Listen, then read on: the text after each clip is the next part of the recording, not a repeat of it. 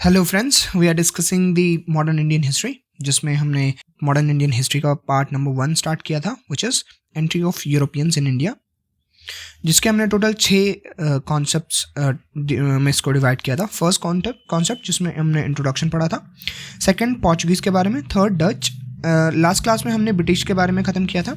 In this class we will study about Danish and Danish East India company जो India में enter की थी।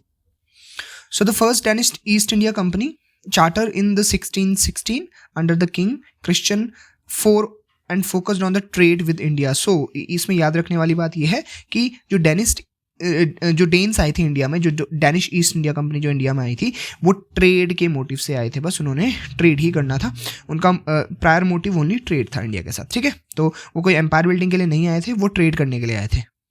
दरअसल मैं भी इनके साथ ही इंडिया में आया था, और हुआ ये था कि हम गलती से जो है वो श्रीलंका पहुंच गए थे। ठीक है, श्रीलंका में पहुंचने के बाद हमें पता चला कि पुर्तगाली यहाँ पर ऑलरेडी इस टापू को क्लेम कर चुके हैं, श्रीलंका में अपना क्लेम रख चुके हैं। ठीक है, तो हम पहुंचे थे लगभग 1620 में, 10 मई 1620। A treaty was concluded with the kingdom of candy. एक इंडिपेंडेंट मोनार्क हुआ करता था उस आइसलैंड में, that is the candy kingdom, और उसके राजा के साथ इन डेन्स लोगों ने जो है मेरे सामने इन्होंने एक ट्रीटी करी थी। ठीक है, और जो है वहाँ पर ट्रीटी करी और foundation laid for a settlement at Trincomalee on the island east coast. तो जो ट्रिकोमले है वहाँ पर इन्होंने सेटलमेंट्स बनाया अपना। ठीक है, ईस्टर्न कोस्ट पे। But that is not important. याद ये रखना है कि ये डायरेक्ट जो है इंडिया में नहीं आए थे, ये जो है श्रीलंका में इन्होंने पहले डॉक किया था, एंड देन जो है वहाँ से वो इंडिया की तरफ बढ़ेंगे।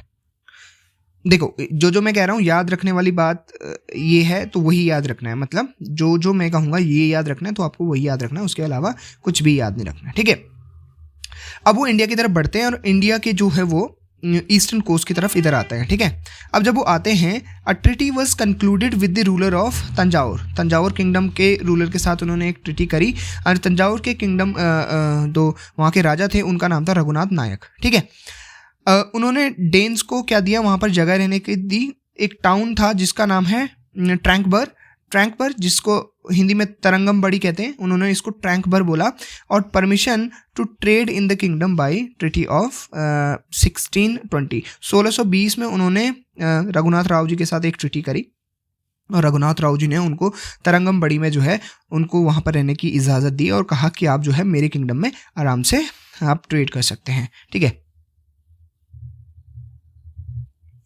जब वो ट्रैंकबर में उन्होंने रहना शुरू किया तो उन्होंने एक फोर्ट भी यहाँ पर बनाया, that is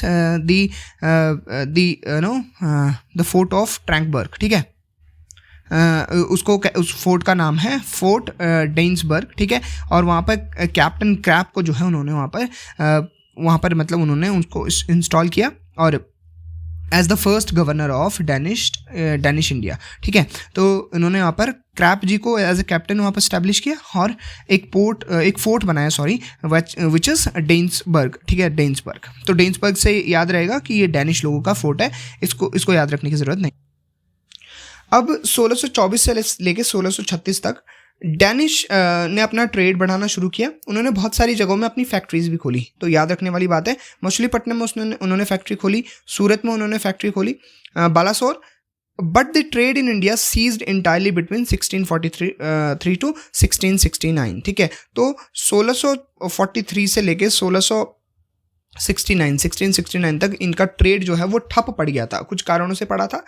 during which time all previous acquisitions were lost except Tranquebar. तो ट्रैंकबर में उनका जो सेटलमेंट था वही उनके पास रहा, और बाकी जितने भी सेटलमेंट्स थे उन्होंने खो दिए, विच हेल्ड आउट अंटिल जब वो डेनमार्क को दोबारा वापस गए तब तक उन्होंने ही अपने पास रखा।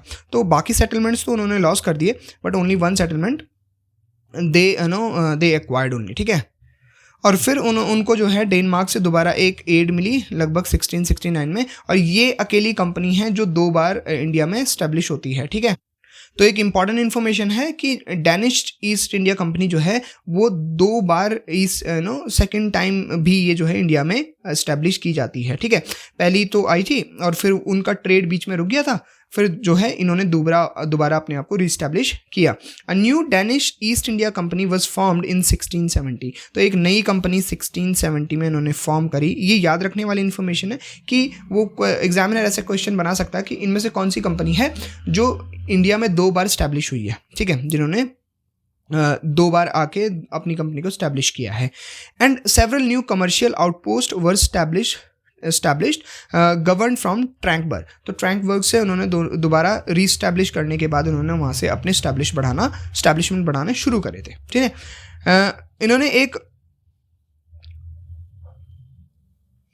इन्होंने कुछ सिटीज़ भी बसाई थी, जैसे डेनमार्क्स नगर एट गोंडलपारा, बंगाल में डेनमार्क्स नगर, याद रखना है, गोंडलपारा। और इन 1698 में ये बनाया था, और 1755 में इन्होंने फ्रेडरिक्स नगर बनाए थे इन दी बंगाल अगेन, दैट इज सरामपुर में, ठीक है। तो ये याद रखना है कि इन्होंने 2 सिटीज़ भी स्टैब्लिश की थी, ठीक है, 2 छोटे छोटे मतलब सिटीज़ इन्होंने स्टैब्लिश की थी। इन 1756 the Nicobar island declare Danish property under the name Fredericks island, ठीक है। तो निकोबार आइलैंड को उन्होंने फ्रेडरिक्स आइलैंड का नाम दिया था उस टाइम पे, बट बाद में क्या होगा, अंग्रेज आएंगे और इनको पीट देंगे और निकोबार एंड जितने भी इनकी स्टैब्लिशमेंट होगी उस पर कब्जा कर लेंगे अंग्रेज लोग, ठीक है। अब इन लोगों का डिक्लाइन कैसे होता क्या है कि जब यूरोप में नेपोलियन का राज चल रहा था, जब नेपोलियन ने पूरे यूरोप में तरखाट मचा के रखा था, तो उस टाइम पे नेपोलियन के अगेंस्ट एक कोएलिशन बनाया गया by the other European countries, ठीक है, जिसको लीड कर रहा था यूनाइटेड किंगडम, यूके वाले लोग, ठीक है। अब क्या हुआ कि जब इनके बीच में लड़ाई शुरू हुई between the European powers and Napoleon, तो ब्रिटिशर्स ने अटैक किया डेनिश शिप्स को, ठीक है, और उनको पूरी तरीके से डिस्ट्रॉय कर दिया, जिससे क्या हुआ कि डेनिश ईस्ट इंडिया कंपनी का जो ट्रेड था वो बिल्कुल जो है ख़त्म हो गया इंडिया से, और जिसकी वजह से उनका डिक्लाइन हुआ। तो मेन रीज़न था दी war between Napoleon and the other European countries, ठीक है, क्योंकि उस टाइम पे जो डेनमार्क आता था वो नेपोलियन के अंडर में आता था, तो इसलिए इन्होंने, जो ब्रिटिशर्स लोग थे, इन्होंने डेनिश ईस्ट इंडिया कंपनी के ट्रेड को ख़त्म कर दिया बाय डिस्ट्रॉइंग देयर शिप्स, ठीक है। तो इनका डिक्लाइन का मेजर कॉज क्या था, the war between Napoleon and other European Nations, ठीक है। और इसी के साथ जो है ये डेनिश ईस्ट इंडिया कंपनी का टॉपिक भी ख़त्म होता है। Thank you for watching.